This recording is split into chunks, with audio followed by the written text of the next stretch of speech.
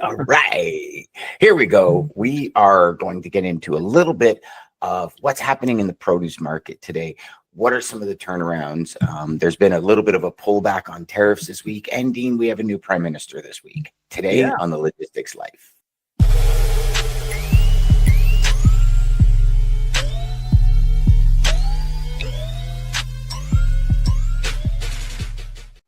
Dean, lots of stuff happening, my man. Very, very interesting stuff. I'm looking forward to visiting this article you sent me this morning, the video you sent me this morning. But we have some things happening in the watermelon market. We have some things happening on a few different scales. Mother's Day shipping, produce season, lack thereof, all sorts of things happening. Dean, what's going on in our world this week? Dan, some good news. Mother's Day is coming up on Sunday week. That would be May the 11th. And it's one of the few events that actually starts to move the rate needle in the middle of the early part of produce season. So what you're seeing now is some of the early signs of rate movement, particularly north out of Miami. So it won't be enough to move the national needle, right? But the getting's pretty good out of Miami right now because watermelon season's coming online. Mother's Day shipping starts this week. Like if you look at the peak in shipping of Mother's Day flowers ahead of 5/11, this week is when it starts, and then it'll flow over into next week. Last year, Dan, I went back and looked at last year's data. In the 2 weeks leading up to Mother's Day last year, outbound reefer rates from Miami jumped 47%. From $1.72 a mile to $2.52 a mile, excluding fuel. So it was a 47% increase. On some lanes like Miami, Atlanta, rates were as high as $2.64, excluding fuel, so well over $3 a mile.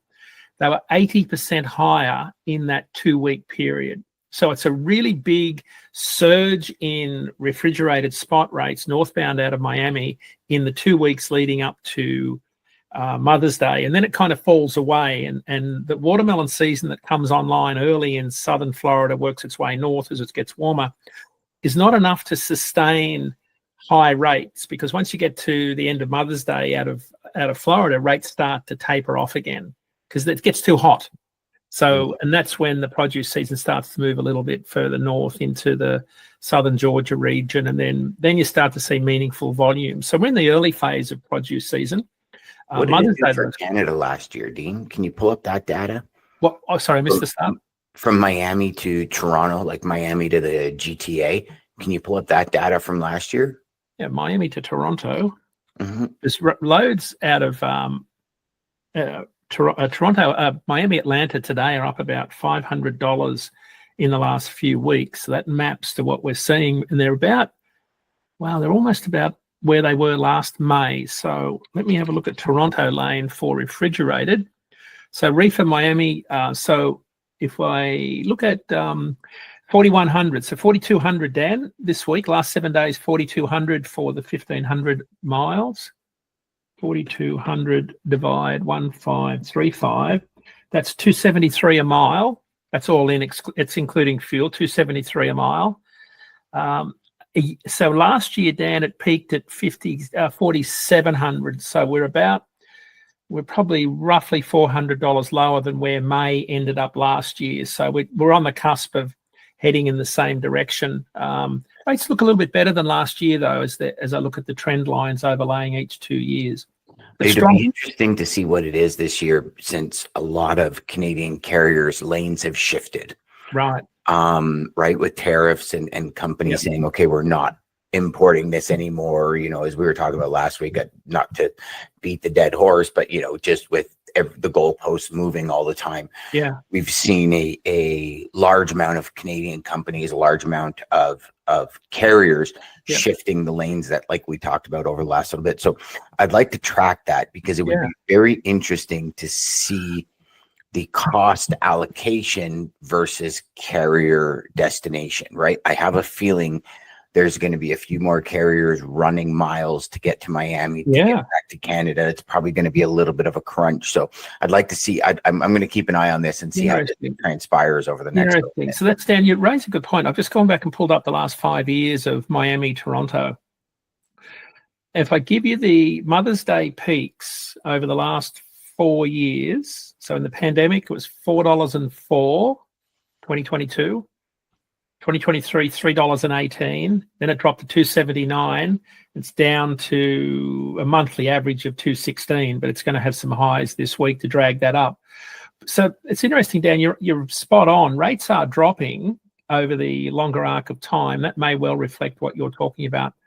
So, and I did read on Facebook this morning, on Produce Hauler's Facebook page, that there was talk of carriers doing that to get into Florida, to get out. And people are saying you're quoting too low to get, south to Miami. But when you looked at it, $900 into Miami and $3,000 out, $4,000 round trip was actually a pretty good rate when you looked at it that way. But carriers weren't looking at it that way. They were saying you're quoting too cheap to get south. So that's interesting. So I think that's good news, right? Because there are spots of market inflection around the country where rates are good. It's good for brokers because capacity's tight, rates are going up. So there's some opportunity to provide some value-added services there. But I think beyond that, though, that's the good news. The bad news, like, is that a word? Bad, well, I guess, yeah. I don't want to say positive word. news. I don't know. I mean, you know what? Geographicality and batter, but we're good. We'll put those two together. Yeah. Let me pull up my geographicality map of the US. So produce volumes, this is, I'll pull out Mexico and Canada volumes because they're small compared to total US volumes. If I look at the US market, volumes are down as of last week. So we're talking probably about 3/4 of the truckload tonnage in produce. Year to date, we're about 5% behind where we were last year. More alarmingly, though, April numbers for the month of April, we're 23% behind where we were this time last year in terms of truckload volumes. So, last week we had 78,000 truckloads. Last year we had 91,000 truckloads. Yeah, that maps. So we're heading. So if we look at the line graph going back to 2015. You get to March and then volumes go on a bit of a tear all the way through July 4, except this year we get to March and they start heading south. So that doesn't bode well for produce season. Cisco earnings came out yesterday. Margins decreased, expenses increased. Their ship box count was down. So there's some things that are going on with restaurants also. I looked at the Restaurant Performance Index yesterday, the RPI that the National Restaurant Association pushes out. It fell 2.3% in February. So again, it's trending back below where it needs to be. It's a diffusion index. So anything less than 100 on this index is sort of, you're in contraction territory. It's down to 98.8 in February, from a high of 106 at the peak of the pandemic. If I go back to the last time it was this low, you're probably talking about this time last year. So we're heading in the wrong direction for, restaurant owners are saying that traffic is down. Well, it doesn't surprise me though, Dean. I mean, when we look at every single, like I think I was telling you last week, or I was telling somebody, even my tattoo artist is saying he's having people cancel appointments for like $100, $150 tattoos. Not even the 5, 6, 7 like big sleeve, multiple sessions, right. Smaller tattoos, like one-offs. People are even canceling, saying that I don't know what's happening. It's not a smart thing for me to spend on this right now, and it's happening across the board. And you got to stop there. I don't know that I've ever heard on a show someone say my tattoo artist. Yeah, I mean, and I brought that. It's a thing. It's interesting because I was there for a session last weekend, right? And I'm asking him these things. Like I'm asking everybody I come in contact with, are things down? I'm sure I was telling you last week or the week before, my neighbor is in HVAC. Yep. And people are putting off those projects. People are like, I've talked to a guy in landscaping and all that and he says, no, we're getting a lot of people canceling jobs that we had planned for a year now. Right.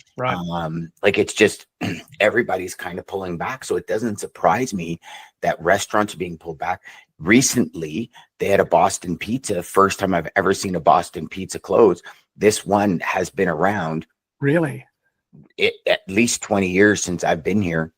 Wow. Like it's been in that spot 20 years, huge when it came to sporting events. Everything survived the pandemic and everything, and it's now shut down. Wow. Infrastructural wise, like when we talk about restaurants and all this kind of stuff, what I'm seeing is a lot of these places are just going away. They are. I mean, and I don't think it's a health thing. I just think it's people don't have as much discretionary income as they used to. No, they don't.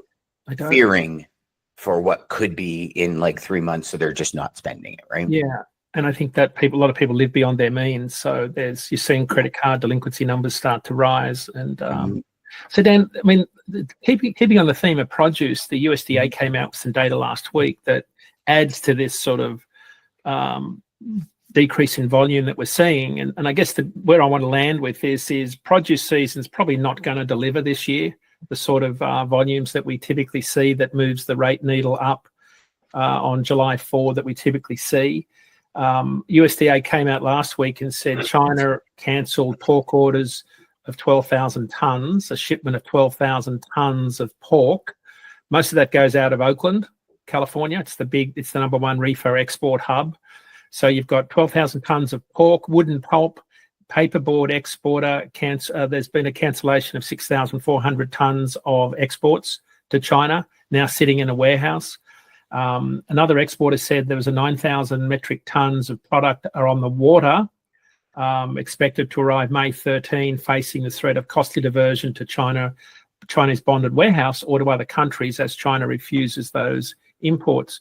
So you can see there was an article out early this week, and they were talking about farmers, a potential crisis, and the farmers said, no, this is not a potential crisis. This is a crisis. We are already in the midst of a crisis because of the trade war and the impact on our exports.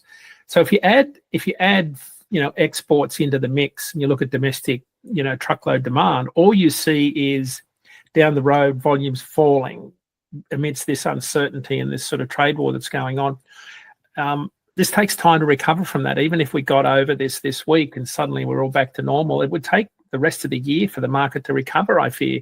Now, maybe you could speak to this better than anybody, but if there is an exodus of carriers, and I don't think there is, because that's a data point I want to get to, is that we had more carriers join than leave last month. And that gets to this English language BS that's running around the market. But even if we did get over this could force more carriers out of the industry and then turn spot rates up or even higher faster. Yes, I see it from when it says when you say force carriers out of the industry, I think there's going to be two folds that happen in Q2. Mm-hmm. One, there's going to be a force where they just can't afford to operate.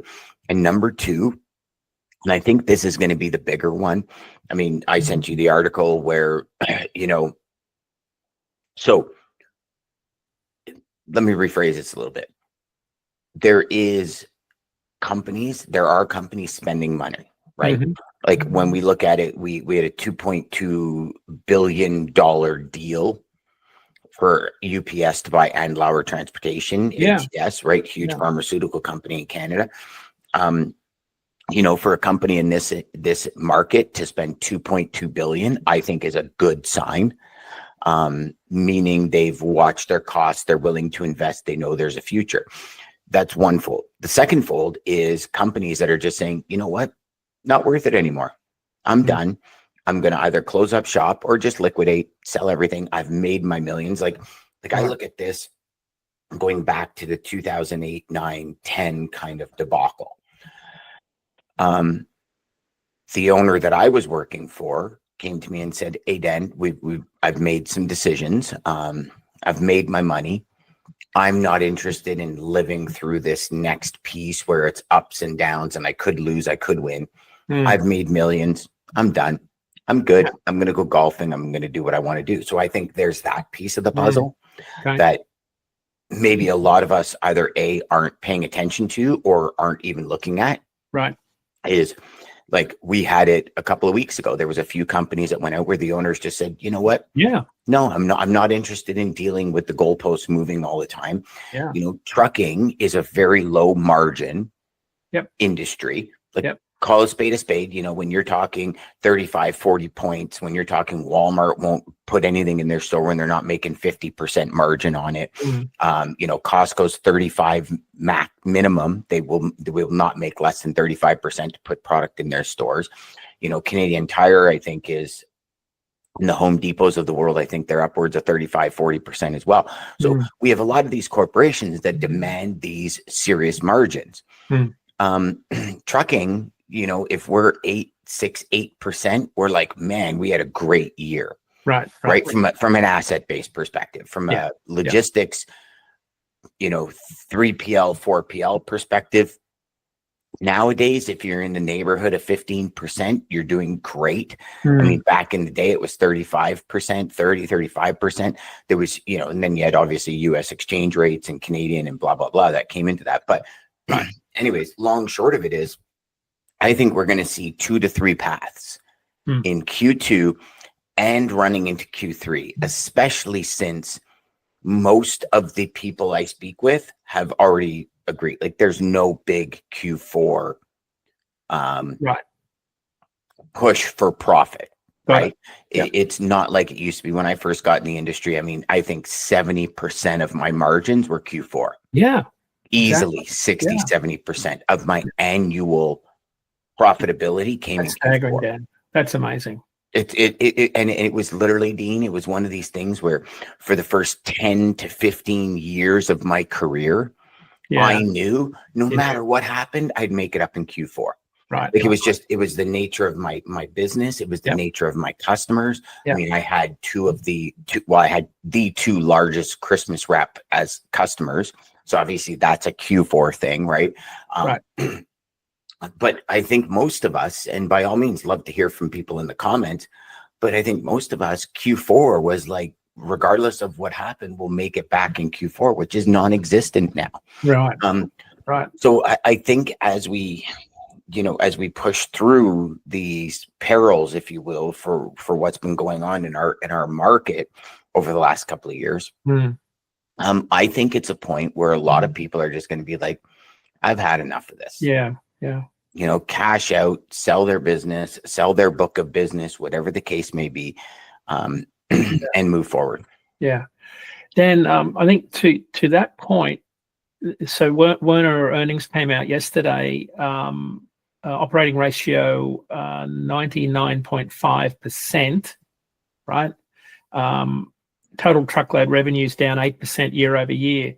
Operating ratio. Okay, let's just sorry, Dean. So for a lot of you, I don't know if that just went over your head like mine did and then circled back and hit me right in the forehead. 99.8%. Yep.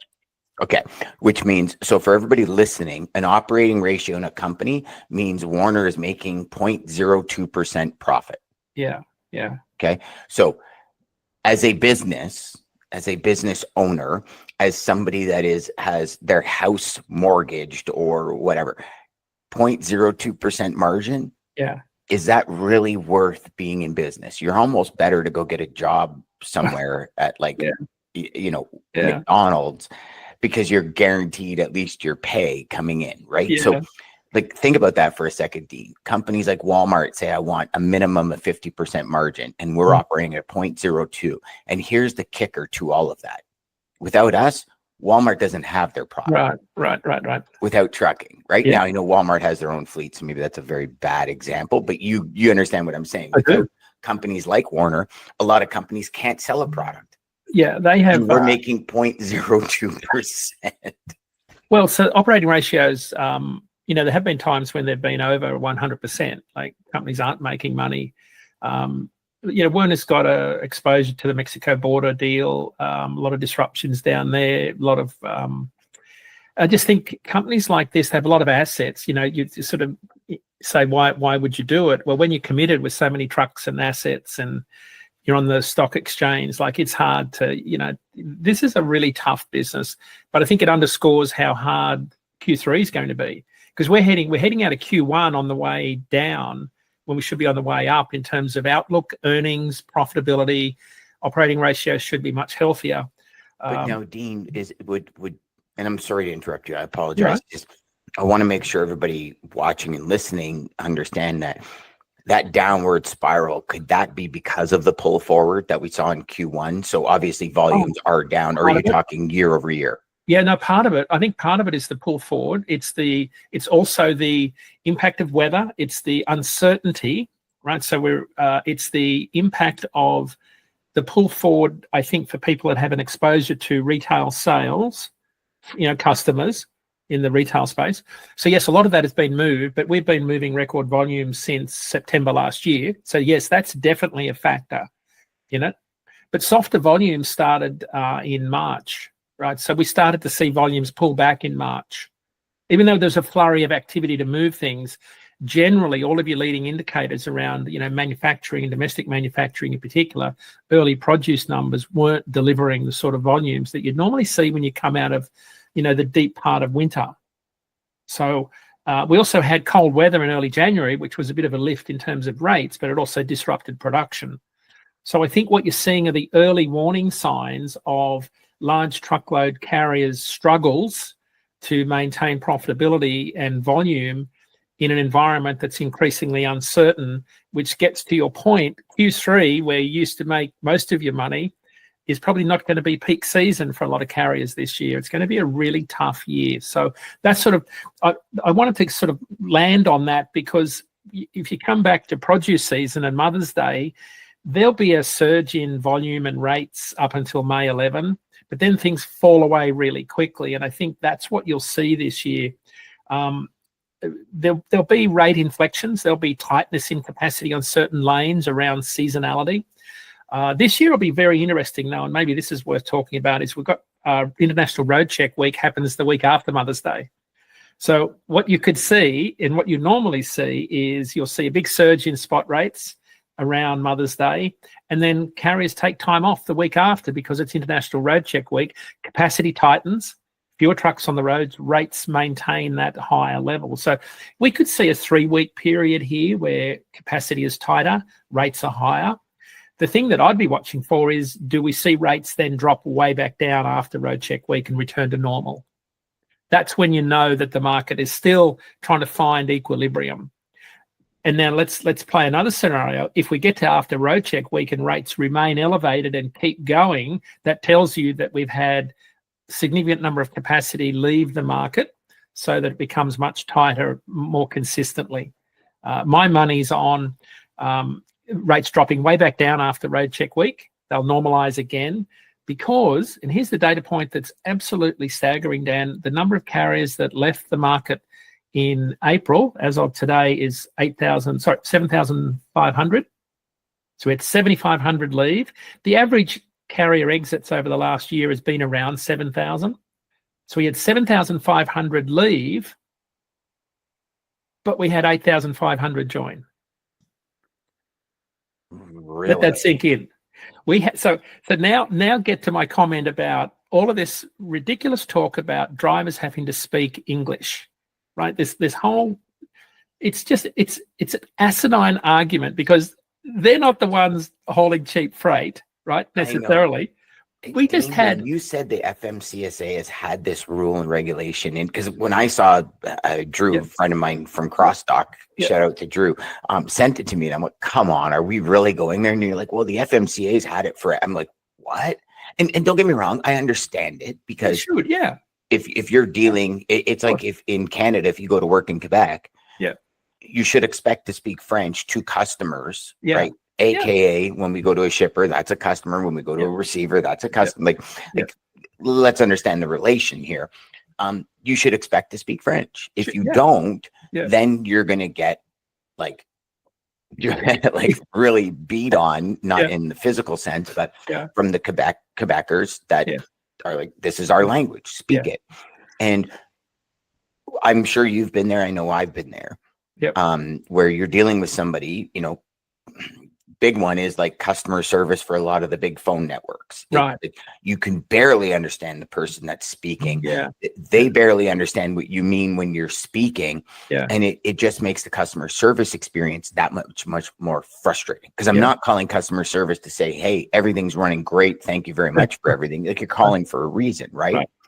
I think you have to have an expectation that you have to. So how do they get into the industry? How do they go through a large training school at a large carrier and get a license without being able to be proficient in English? I don't understand that part. So they do it because they go to a training company that speaks their language. That's what we see.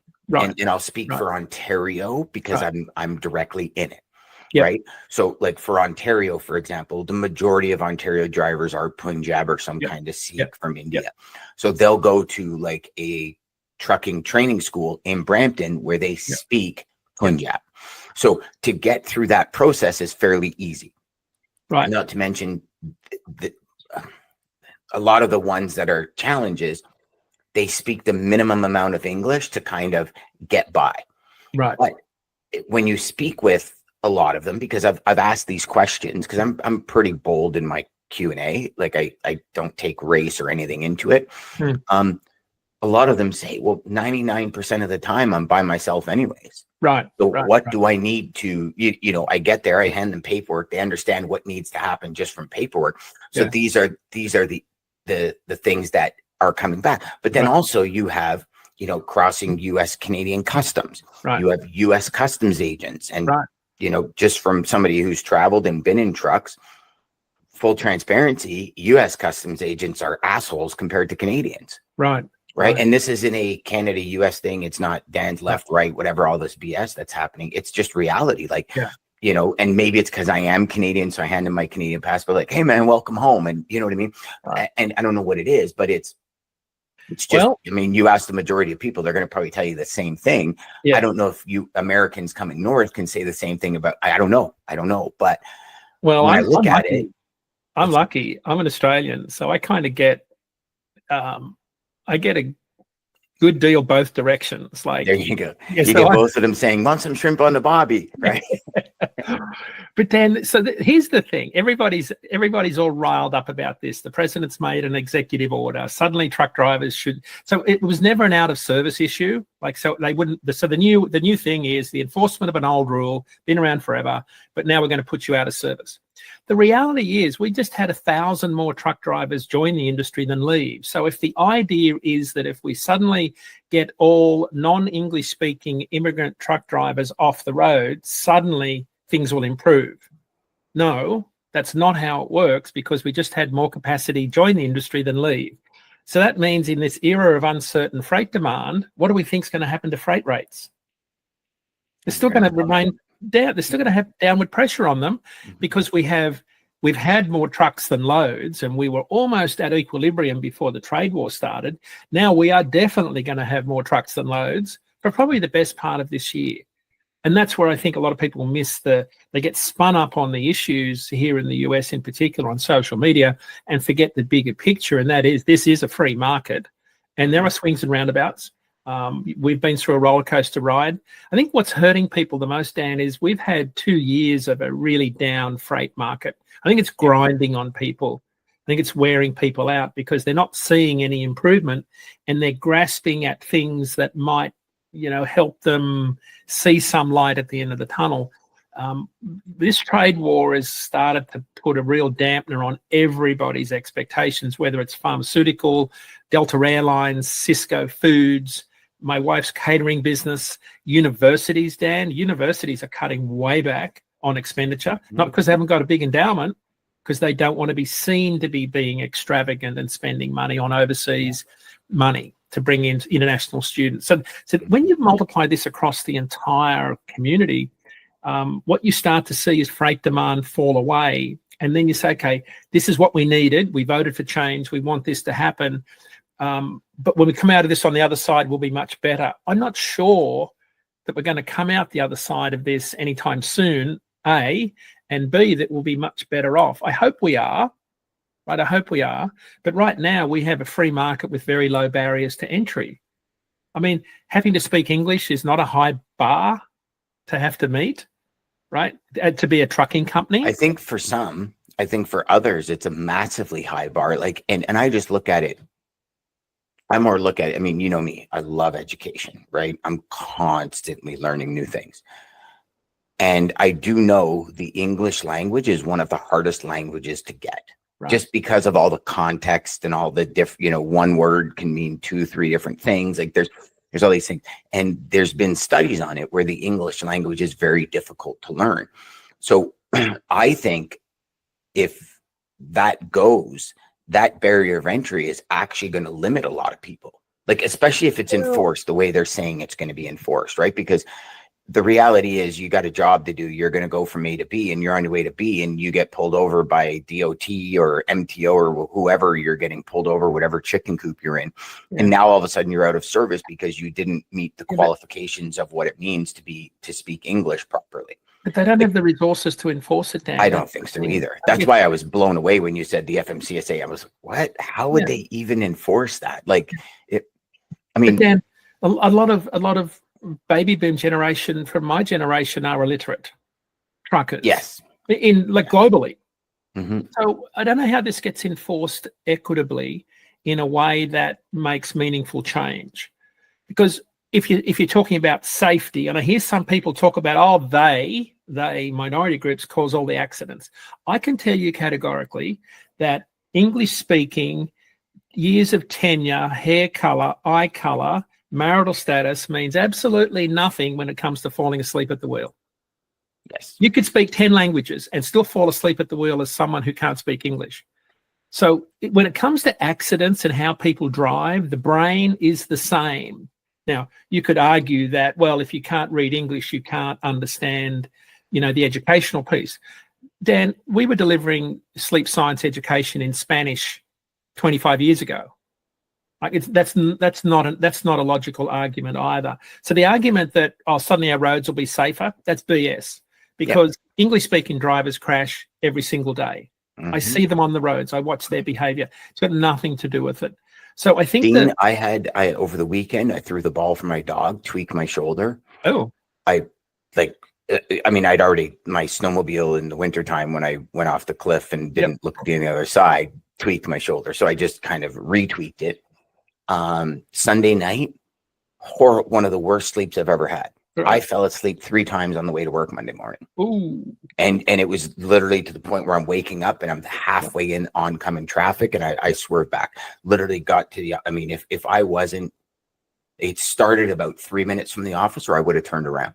You know what you should do? It doesn't matter who you are, what you do, what language you speak, where you're from. It's totally irrelevant. If you have a horrible night's sleep, and now your job is to be behind. I mean, listen, driving.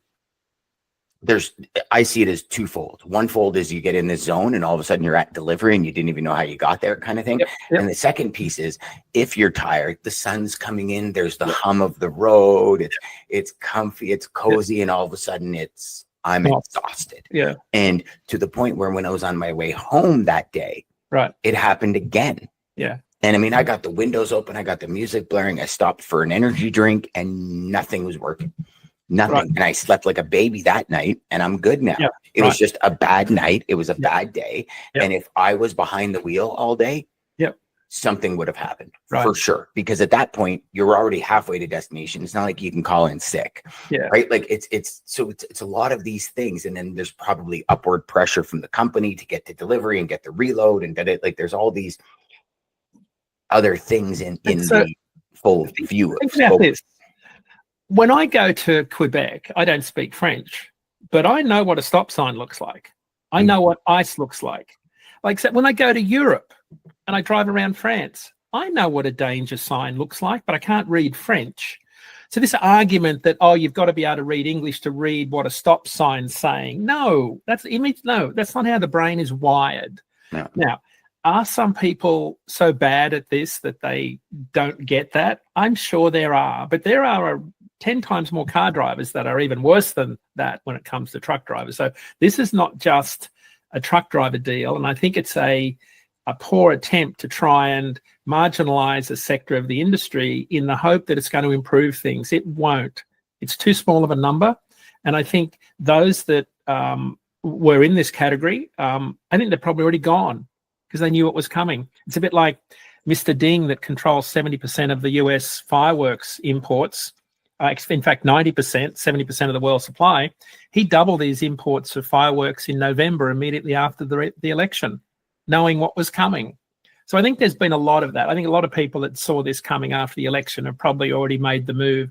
I don't think it'll make any difference whatsoever to truckload capacity by trying to target people that are in the minority group, because after all, Dan, I've been involved in predictive analytics in truckload carriers for 25 years. They have actively recruited minorities incarcerated groups for all of those 25 years because there's been such a shortage of drivers that want to do the job. So you can't just say, oh, suddenly we're going to make a change and it'll improve things. That's not how it happens in this market.